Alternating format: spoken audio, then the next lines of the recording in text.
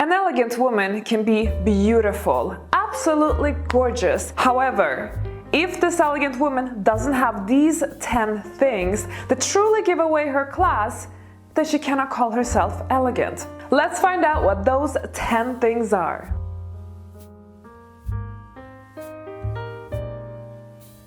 My dear elegant ladies, welcome back to a new video. If you're new here, subscribe to this channel because every Sunday I publish videos on elegance, leveling up, and living your best life. Let's jump straight into number 1.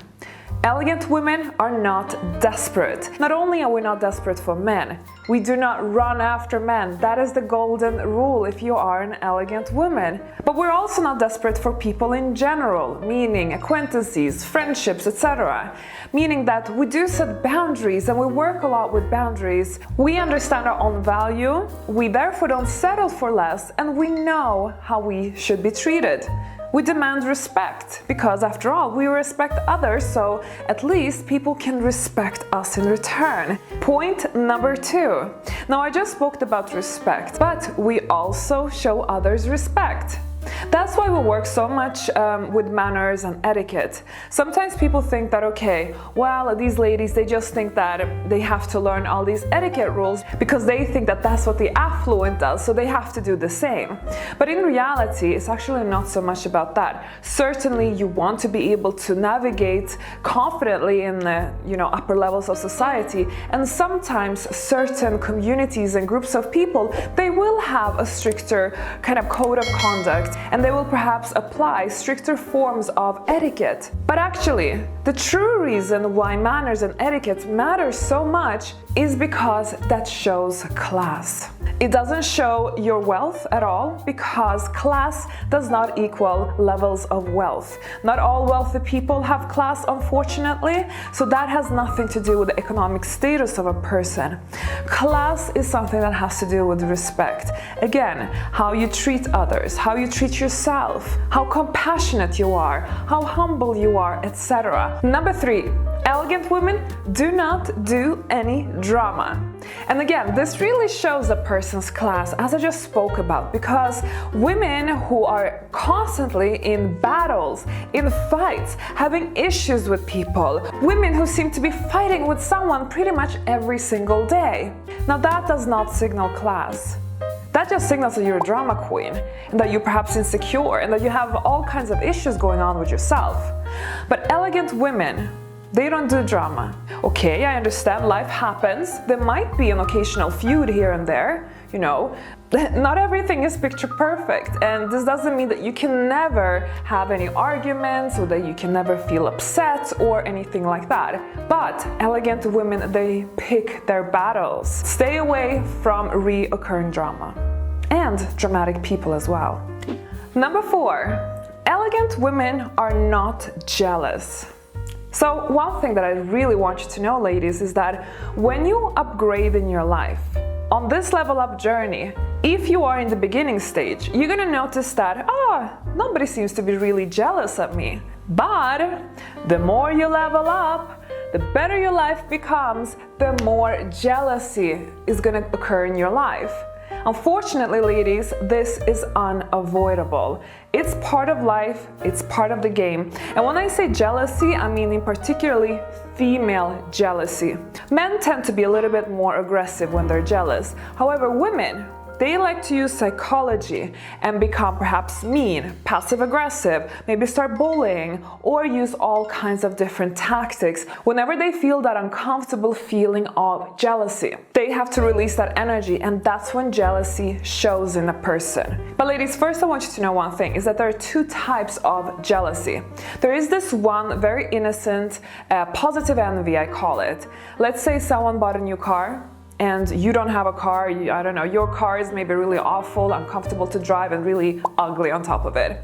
And then your best friend comes in with this really beautiful, Ferrari or something like that.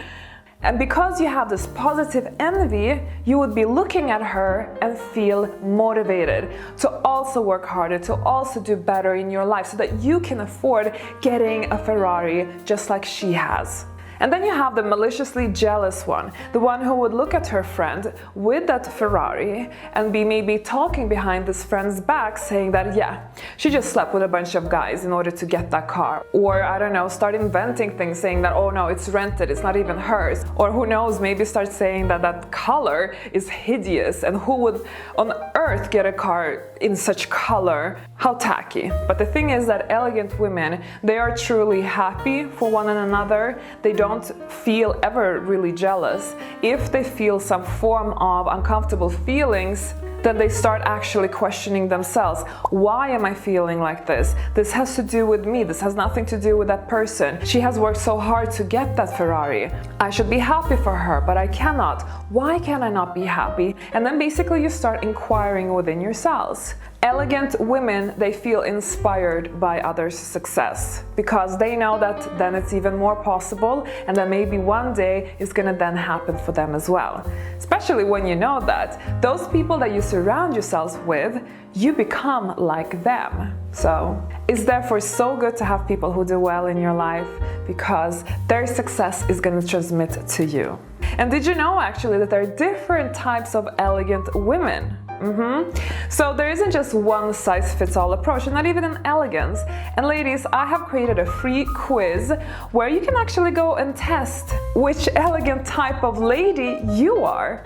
Simply go to elegantquiz.com and take this brand new quiz. You can do it on desktop, you can do it on Facebook. The choice is up to you and it's absolutely free. I don't want you to miss out. So go to elegantquiz.com and take this quiz and find out what type of elegant lady you are. Number 5. Elegant ladies enjoy the finer things in life, but they're never obsessed. And they never really let that control their life. So one of the stereotypes that I think a lot of us women who do enjoy the finer things in life and perhaps have chosen to live a more elegant, refined life, maybe enjoy nice luxuries in our everyday life and so on. And oftentimes I feel like we do get quite misunderstood because a lot of the times people like to point fingers and say that, oh, you're just materialistic or you're so obsessed about the material things, etc. And I feel like that is so far from the truth it can be, especially when I have really met a lot of elegant women and also women in my community. And you can actually see that elegance and the finer things in life for us has nothing to do with being obsessed about materialistic things. We don't let it rule our life.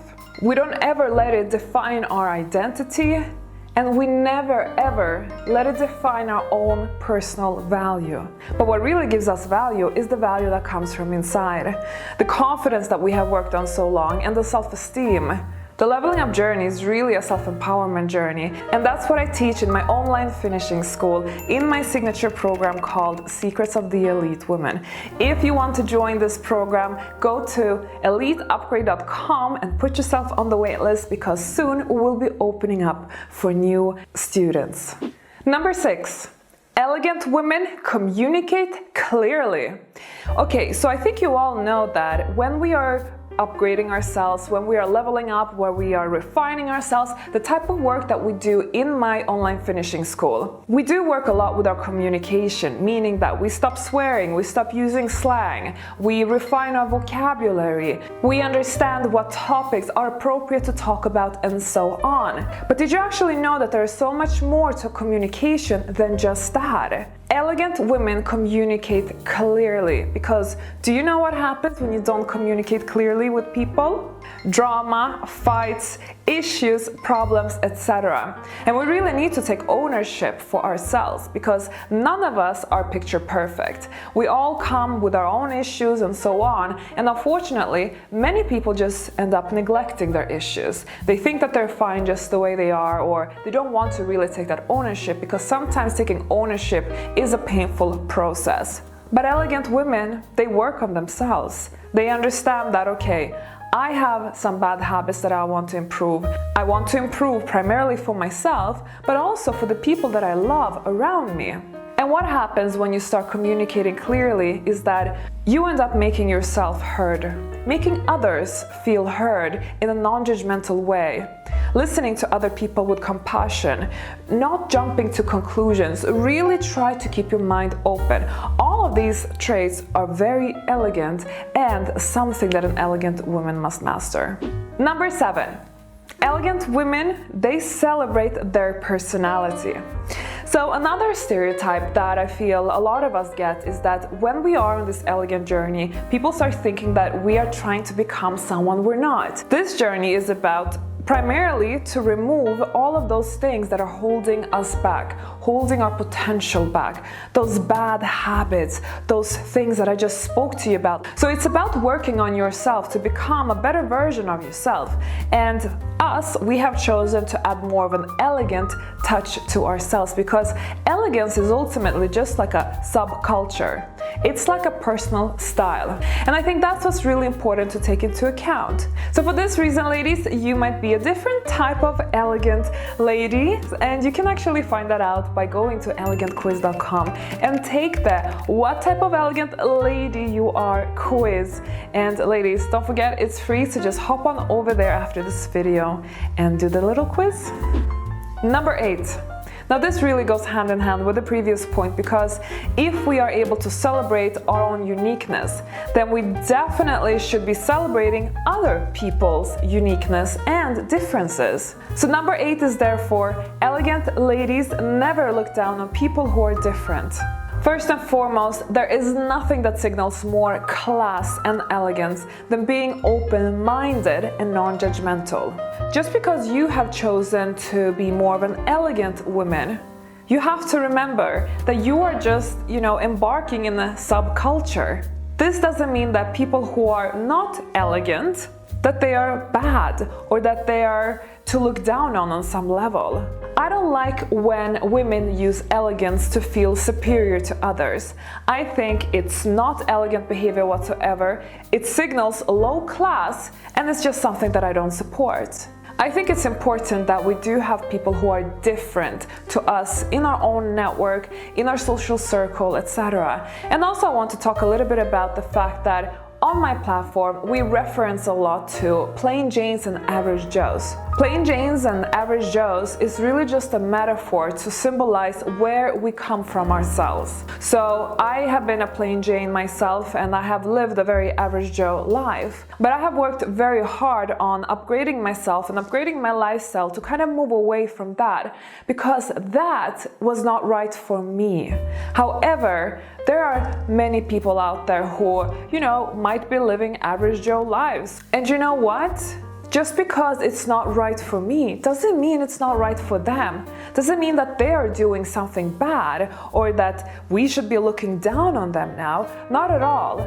It just means that it's not where we want to be. And that's what this expression, plain Jane and average Joe, really symbolizes. It's only a metaphor here on this channel. I think we really need to understand that, for some people, living a very simple, modest life, that's what makes them really happy. The same way, they have to also understand that for some other people, they want to have more extravagance, they want to have more elegance, more flair of some sort, and that's okay too. And not one or the other is bad or wrong, and never should we try and impose our views onto someone else. And for me, that's the ultimate elegance, when you can really accept everyone in their shapes, sizes, and forms, and never impose your own beliefs onto someone else. Number 9. Elegant women, they give back to society somehow. And what that means, it can be anything. It can be giving money once per month, as an example, to a charity. It can be helping out in your community somehow, maybe volunteering. It could be other ways you help out in whatever format that might be. It can be that you're into philanthropy. It can be that you're active in certain organizations. There are so many ways we can give back to society. But an elegant woman, or an elegant person in general, really has to give back, no matter on what level of finances you are, no matter where you are in life. And I also want to really emphasize that when we give back, it really shouldn't be done in a show-off way, in a, oh, look at me, I'm giving back, I'm into philanthropy, look how good I am, little gold star to me, No, ladies. We give back discreetly. Some charitable work, of course, will not be done discreetly. Maybe it is to be involved in some form of charity publicly, or go to some events, or travel to some country to help out, etc. That's nothing wrong doing so. So it's not about dismissing that, but it's about that primarily your charitable work should be done in privacy. Elegance is discretion. Remember that. Now, last but not least, number 10. True elegant women with class, they work on themselves. And I'm talking about their emotional self. We need to take responsibility for our emotional self, because our emotional self oftentimes comes in a very damaged format. No matter what upbringing you've had, maybe you've had a fantastic upbringing, but along the journey of becoming an adult, going through being a child, a teenager, adulthood, everything, we start, damaging ourselves somehow. And these damages reflect in our emotional selves, meaning that we are not always maybe the kindest person that we could be, or the most patient person, or the person who acts with the best mindset, because we have accumulated things that are holding us back. And these type of things we can work on, we can resolve. There are issues within us that can actually, be healed. And all of this happens, as I've spoken about, thanks to therapy, or spiritual work, or reading self-help books, or just, consulting your friends, or whatever it can be. But it's about seeking out on wanting to heal, and understand that you need to take ownership for your own issues, because only then will we be able to live in a better place, when marriages will be happier, children will be happier, relationships with parents, with friends, at work. It all goes full circle and becomes easier to navigate, easier to be in, if we take ownership for our own issues.